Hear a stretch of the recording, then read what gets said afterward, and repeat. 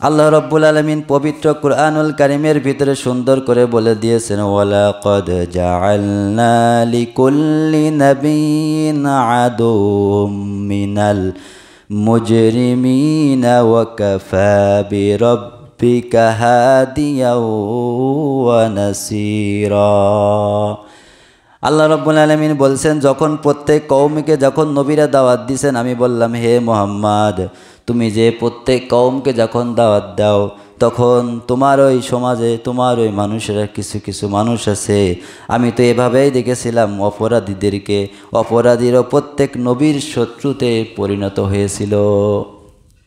যারা অপরাধী করেছে, পাপী, তারা প্রত্যেক নবীকেই এইভাবে ষড়যন্ত্র করেছে, এইভাবে প্রত্যেক নবীকেই অপমানিত করেছে। সমাজে যারা পাপী শ্রেণীর মানুষ আছে দেখবেন, তারাই শুধুমাত্র ইসলামের বিপক্ষে যায়, তারাই নবীদের বিপক্ষে যায়, তারাই আলেমদের বিপক্ষে যায়। দেখেন এর সাথে মেলে কিনা?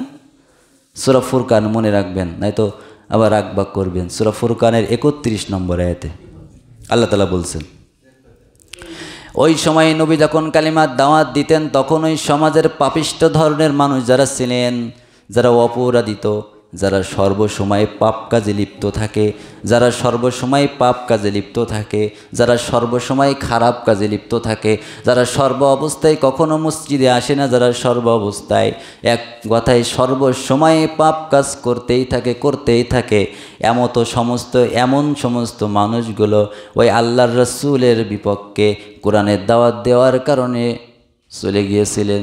সেই কথা আল্লাহ তাআলা এই কোরআনের সূরা ফুরকানে রেকর্ড করে দিলেন যে এইরকম অপরাধ কিন্তু আসবে, এইরকম হতাশা সময়ও কিন্তু তোমাদের উপরে আসবে। তোমরা যেন হতাশ না হয়ে যাও, তোমরা যেন লাঞ্ছিত না হয়ে যাও, তোমরা যেন ঘাবড়ে না যাও। এই কারণে আমি আল্লাহ তাআলা এই সূরাটা এখানে কোট করে দিলাম। বলেন সুবহানাল্লাহ। এবার আসুন, এই প্লাগটা দিয়ে দেন, এটা দিয়ে দেন।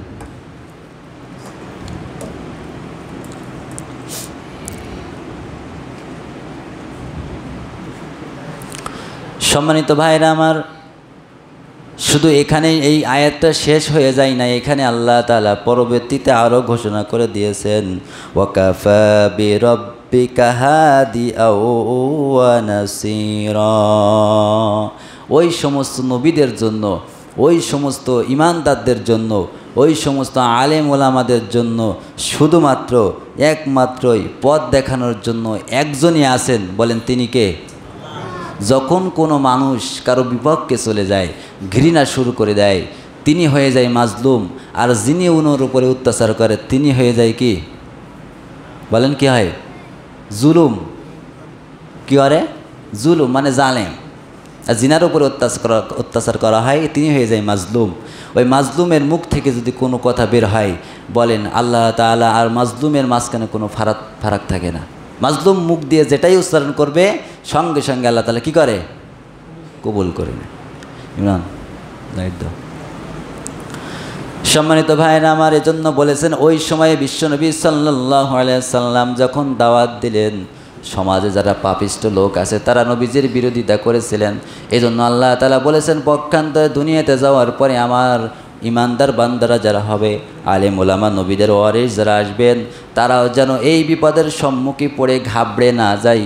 এই জন্য আল্লাহ তাআলা তুলে দিয়েছেন, নবীরা ও আলেমরা তোমরা শুনে রাখবা, ইমানদার যারা হবা, তোমরা যখন ইসলামের পথে টিকে থাকবা, দাওয়াত দিবা, তখন কিন্তু সমাজের পাপিষ্ঠ লোকগুলো তোমাদের পিছনে বিরোধিতা শুরু করে দিবে।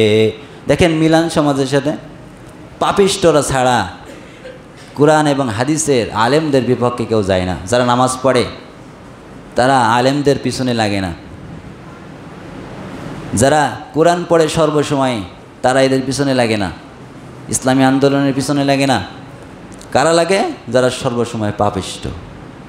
দেখেন বিশ্বাস হয় কিনা, কোরআন তো মিথ্যা না।